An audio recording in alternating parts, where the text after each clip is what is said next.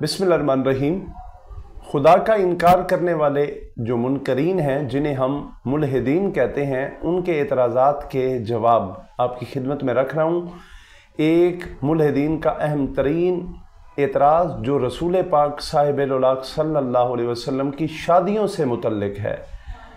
मुल्हिदीन का ये कहना है कि मोहम्मद सल्लल्लाहु अलैहि वसल्लम ने बहुत ज़्यादा शादियाँ की हैं और मोहम्मद सल्लल्लाहु अलैहि वसल्लम का इतना ज़्यादा शादियाँ करना ये नफसानी ख्वाहिश की बुनियाद पर था और मोहम्मद सल्लल्लाहु अलैहि वसल्लम को ख़वातीन से माज़अल्लाह बहुत ज़्यादा दिलचस्पी थी। तो वो इस तरह से एतराज़ करते हैं और इस एतराज़ का मैं जवाब दे रहा हूँ। आज इस सिलसिले की तीसरी किस्त है।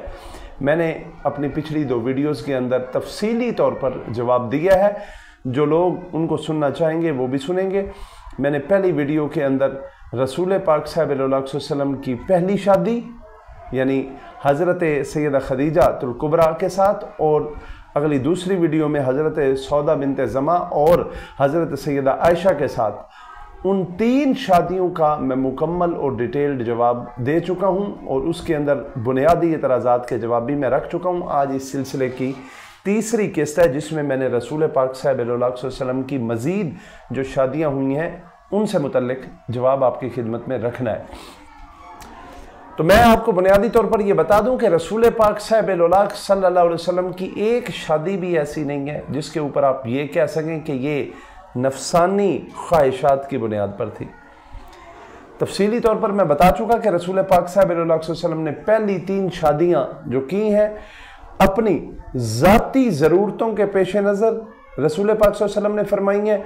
और आज मैं जिन शादियों का आगे जिक्र करने चाह रहा हूँ, रसूल पाक साहिब-ए-औलाद सल्लल्लाहु अलैहि वसल्लम ने 3 शादियों के बाद आगे जितनी भी शादियाँ की हैं वो अपनी जो नबवी जिम्मेदारियाँ थीं, एक नबी होने की हैसियत से आपके कंधों के ऊपर जो जिम्मेदारी बनती थी, उन जिम्मेदारियों को पूरा करने के लिए रसूल पाक साहिब-ए-औलाद सल्लल्लाहु अलैहि वसल्लम ने शादियाँ की। मैं ये थोड़ा सा आपको तफसील बताऊं कि रसूल पाक साहिब-ए-औलाद सल्लल्लाहु अलैहि वसल्लम ने हज़रत आयशा के बाद जो शादियां की हैं वो किस बुनियाद पर की हैं, क्या ज़रूरत थी, क्या हालात व वाक़यात थे कि रसूल पाक साहिब-ए-औलाद सल्लल्लाहु अलैहि वसल्लम को वो शादियां करनी पड़ी और वो शादियां करनी कितनी ज़रूरी थी।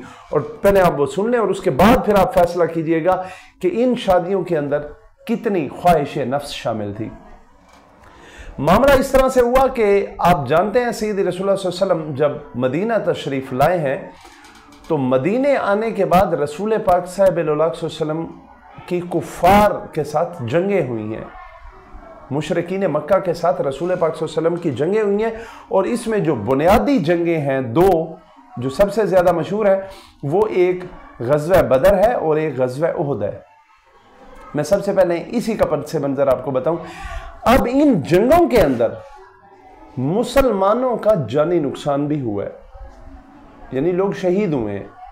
इन जंगों के नतीजे में ये जंगें जो रसूल पाक साहिब-ए-औलाद सल्लल्लाहु अलैहि वसल्लम के ऊपर कुरैश की तरफ से मुसल्लत की गई, रसूल पाक साहिब-ए-औलाद सल्लल्लाहु अलैहि वसल्लम ने एक नबी की हैसियत से जब ये जंगें की हैं तो उन जंगों के नतीजे में जानी नुकसान हुआ है। खसूसन ग़ज़वा उहद के अंदर जब ये जानी नुकसान हुआ है और कितने सहाबा शहीद हो गए हैं, कुछ 70 के करीब घर जो है वो बिल्कुल सरबराहों से खाली हो गए। मदीना जो एक छोटी सी बस्ती थी वहां पे बड़े मसाइल पैदा हो गए, लोगों की शहादतें हो गई, बच्चे और बच्चियां यतीम हो गए और ख़वातीन बेवा हो गई हैं। अब एक ऐसी सूरत हाल पैदा हो गई जिसे आप कह सकते हैं कि जो नागहानी आफत थी। एक तरफ से तो वो अल्लाह के रास्ते में जो शहीद हो गए वो तो अपनी जगह पे कामयाब हो गए, लेकिन वो जिनको पीछे छोड़ गए हैं वो ख़वातीन जिनके खामंद दुनिया से चले गए, शहीद हो गए, अब वो ख़वातीन बेवा हो चुकी हैं। तो बेवा के लिए कितने मसाइल होते हैं। वो जो शहीद थे उनके बच्चे पीछे यतीम हो गए, यतीम बच्चों के लिए बड़े मसाइल होते हैं। अब मदीना के अंदर जो लोग इस जंगों के नतीजे में यानी वो ख़वातीन और बच्चे जो कि ख़वातीन बेवा हो गई और बच्चे यतीम हो गए, उनके मामले को संभालने के लिए अल्लाह ताला ने अपनी किताब के अंदर कुछ अहकामात नाजिल किए। रसूल पाक साहिब-ए-औलाद सल्लल्लाहु अलैहि वसल्लम ने मुसलमानों को एक तो ये कहा कि जो यतीमों के माल है یہ منصفانہ تقسیم کے مطابق جو جس کا مال بنتا ہے وہ اسے دو۔ ایک تو یہ کہ آپ یتیموں کے مال کے اندر کسی طرح کی کوئی ایسی غلطی نہیں کر سکتے جس کے اندر کوئی بے ایمانی کا خدشہ ظاہر ہوتا ہو۔ ایک تو یہ کہا گیا، اور دوسرا یہ کہا گیا کہ وہ لوگ جن کے خواتین بیوہ ہو چکی ہیں، جن کے خاوند دنیا سے چلے گئے، اب عورتیں بے سہارا ہیں، اب ان بے سہارا عورتیں کیا کریں؟ اکیلے زندگی بسر کریں؟ اس قبائلی معاشرت کے اندر وہ خواتین کہاں جائیں؟ ان کے بچے کہاں جائیں؟ ان کی ذمہ داری کون اٹھائے گا؟ یعنی جب جنگ ہوئی ہے تو جنگ کے نتیجے میں جو خواتین بیوہ ہو گئی ہیں، اب ان کا کیا کیا جائے؟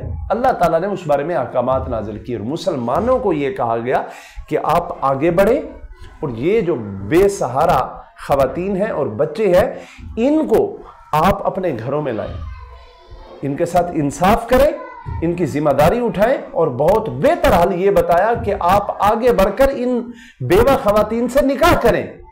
جب آپ نکاح کر لیں گے تو یہ آپ کی بیویاں بن جائیں گی، ان کے بچے آپ کے بچے ہو جائیں گے، اب یہ آپ کے گھر میں آ جائیں گی، آپ کے لیے ان کے ساتھ انصاف کرنا بھی بہتر ہو جائے گا، اور ان کے معاملات کو دیکھنا بھی آپ کے لیے آسان ہو جائے گا۔ تو لہٰذا آپ آگے بڑھ کر ان خواتین کے ساتھ نکاح کریں، یہ حکم دیا گیا مسلمانوں کو۔ یہ میں آپ کو پڑھ کر سناتا ہوں کہ یہ کیا حکم ہے۔ جب غزوہ بدر اور غزوہ احد کے نتیجے میں لوگ شہید ہوئے ہیں اور بچے یتیم ہو گئے ہیں، تو یہ سورہ نساء ہے۔ یہ سورہ نساء کے اندر کیا حکم دیا گیا، یہ میں آپ کو ترجمہ ہی پڑھ کر سناتا ہوں۔ بسم اللہ الرحمن الرحیم۔ یہ سورہ نساء کی آیت نمبر 2 اور 3 میں پڑھ رہا ہوں۔ اور یتیموں کو ان کے مال دو، اور ستھرے کے بدلے گندہ نہ لو، اور ان کے مال اپنے مالوں میں ملا کر نہ کھا جاؤ، بے شک یہ بڑا گناہ ہے۔ تو یہ یتیموں کے مال سے متعلق تھا، اور اگلی آیت میں کیا فرمایا؟ اور اگر تمہیں اندیشہ ہو کہ یتیم لڑکیوں میں انصاف نہ کرو گے تو نکاح میں لاؤ جو عورتیں تمہیں خوش آئیں، 2 اور 3 اور 4، پھر اگر ڈرو کہ 2 بیویوں کو برابر نہ رکھ سکو گے تو ایک ہی کرو، یا کنیزیں جن کے تم مالک ہو، یہ اس سے زیادہ قریب ہے کہ تم سے ظلم نہ ہو۔ یہ ہیں قرآن کی وہ آیتیں جن کے اندر اللہ تعالیٰ نے مسلمانوں کو یہ کہا ہے کہ بے سہارا خواتین کی ذمہ داری اٹھائیں، بیوہ عورتوں کی ذمہ داری اٹھائیں۔ بیوہ عورتیں، آپ اب مجھے خود بتائیں کہ وہ عورت جو بیوہ ہو چکی ہو کیا کریں اس کا؟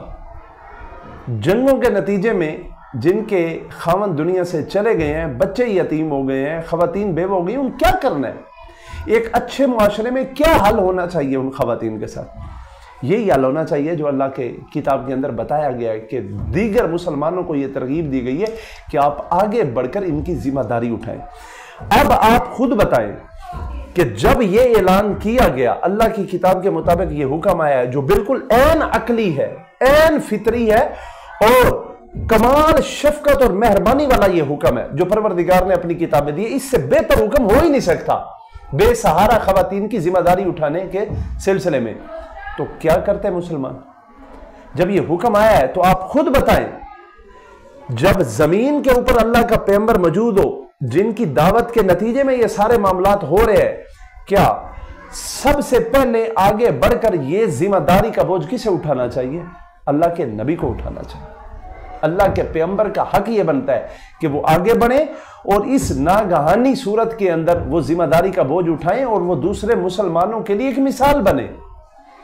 یہ وہ صورتحال تھی جس کے نتیجے میں رسول پاک صاحب اللہ صلی اللہ علیہ وسلم نے 3 بیوہ خواتین سے نکاح کیا، یعنی وہ خواتین جن کے خاوند جنگوں کے نتیجے میں فوت ہو چکے تھے اور ان کے اوپر بال بچوں کی ذمہ داری تھی، اور وہ خود بھی بیوہ ہو چکی تھی، وہ بے سہارا تھی، ان کی ذمہ داری اٹھانی تھی۔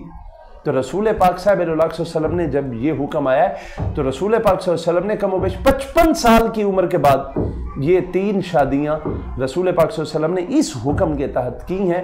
آگے بڑھ کر کن کن سے کی ہیں؟ ایک تو حضرت سیدنا عمر کی صاحبزادی حضرت حفصہ سے، حفصہ بنت عمر سے، جن کے خاوند حضرت خنیس رضی اللہ تعالیٰ عنہ جنگ بدر میں وہ زخم انہیں آئے تو بعد میں وہ شہید ہو گئے، تو رسول پاک صاحب علیہ وسلم نے ان کی زوجہ سے، یعنی جو ان کی بیوہ تھیں حضرت حفصہ جو ہمارے لیے ام المومنین ہیں، ان سے رسول پاک نے نکاح کیا۔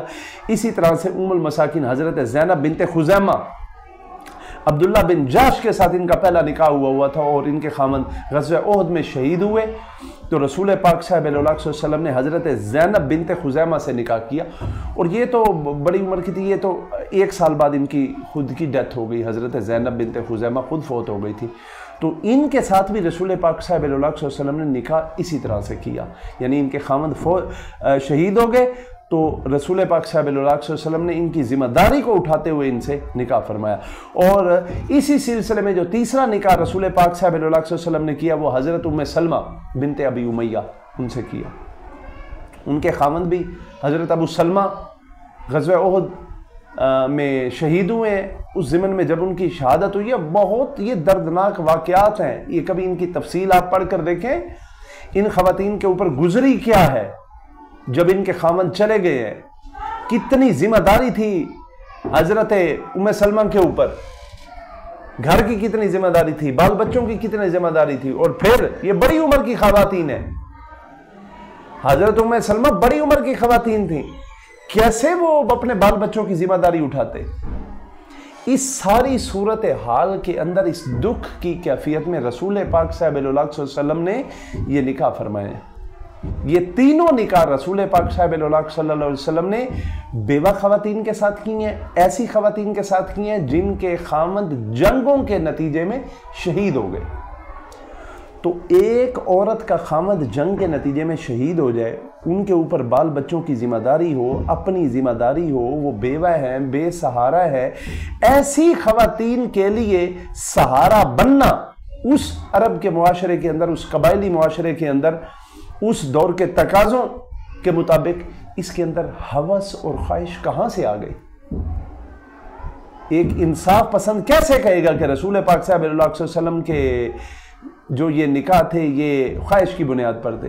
خواہش کی بنیاد پر انسان ایسے ہی خواتین کے ساتھ نکاح کرتا ہے، بے سہارا خواتین کے ساتھ جن کی ذمہ داری اپنے سر لینی ہے۔ خواہش یہاں دور دور تک بھی نظر نہیں آ رہی۔ اگر ایک انسان سچے دل سے انصاف کے ساتھ ان سارے معاملات کو دیکھے گا تو رسول پاک صلی اللہ علیہ وسلم کی یہ تینوں شادیاں جن کا میں نے آپ کو بتایا ہے، یعنی جو رسول پاک صلی اللہ علیہ وسلم نے چوتھے نمبر پہ، پانچویں اور چھٹے نمبر پہ کی ہے، حضرت حفصہ بنت عمر کے ساتھ، حضرت زینب بنت خزیمہ کے ساتھ، اور حضرت ام سلمہ بنت ابی امیہ کے ساتھ۔ یہ حضرت ام سلمہ کا نام حضرت ہند بھی ہے، یعنی انہیں حضرت ہند بھی کہا جاتا ہے۔ تو یہ تینوں شادیاں رسول پاک صلی اللہ علیہ وسلم نے اس پس منظر میں کی ہیں۔ تو اب آپ اس ساری صورتحال کو مد نظر رکھیں، اور پھر اگر ان 3 شادیوں کے اوپر کہیں کوئی اعتراض آتا ہے تو مجھے بتائیں، میں انشاءاللہ آپ کو اس کا جواب دوں گا۔ تو میں جو ملحدین ہیں، جو اسلام کے اوپر اعتراض کرنے والے ہیں، میں ان سے یا جو ان سے متاثر ہیں، میں صرف اتنی گزارش کروں گا کہ تعصب کی اینک اور جان بوجھ کر، جسے تجاہل عارفانہ کہہ لیں، رسول پاک صلی اللہ علیہ وسلم کے اوپر جو لوگ اعتراض کرتے ہیں ملحدین، میں ان سے اتنا صرف کہنا چاہتا ہوں کہ آپ یہ تمام عین کے تعصب کی اتار کر ان معاملات کو اندر اتر کر دیکھیں، یہاں خدا کے بندوں کہاں کوئی خواہش نظر آ رہی ہے؟ سراسر رسول پاک صلی اللہ علیہ وسلم کی یہ شادیاں عین انسانی احساس، عظیم معاشرے کو پروان چڑھانے اور بے سہارا خواتین کے سہارا بننے کے سلسلے میں تھی۔ رسول پاک صلی اللہ علیہ وسلم کی ان شادیوں کے بعد شان میں اور اضافہ ہوتا ہے۔ آپ ان شادیوں کے پیچھے کے جو حالات تھے، جو رسول پاک صلی اللہ علیہ وسلم نے جن حالات میں یہ شادیاں کی ہیں، اگر آپ یہ دیکھیں گے تو میں دعوے سے کہتا ہوں کہ آپ کے دل و نگاہ کے اندر رسول پاک کا مقام اور بھی بڑھ جائے گا۔ بلا شبہ محمد صلی اللہ علیہ وسلم بے عیب ہستی ہیں، خدا کے عظیم پیغمبر ہے، ان کا ایک ایک عمل ہمارے لیے مشعل راہ ہے۔ یہ میں یہاں تک رسول پاک صلی اللہ علیہ وسلم کی 6 شادیوں کی تفصیل ان 3 ویڈیوز کے اندر میں دے چکا ہوں، پچھلی 2 ویڈیوز اور آج کی ویڈیو کے اندر، اور مزید جو رسول پاک صلی اللہ علیہ وسلم نے شادیاں کی ہیں ان کے پیچھے کیا پس منظر تھا، یہ میں مکمل رسول پاک صلی اللہ علیہ وسلم کی شادیوں کی تفصیل آپ کو اگلی 2 سے 3 ویڈیو کے اندر انشاءاللہ میں آپ کو دے دوں گا۔ اس حوالے سے اگر کوئی اعتراض ہو تو ضرور کیجئے گا کمنٹ سیکشن کے اندر۔ اپنا بہت سا خیال رکھیے گا، بہت شکریہ، اللہ حافظ۔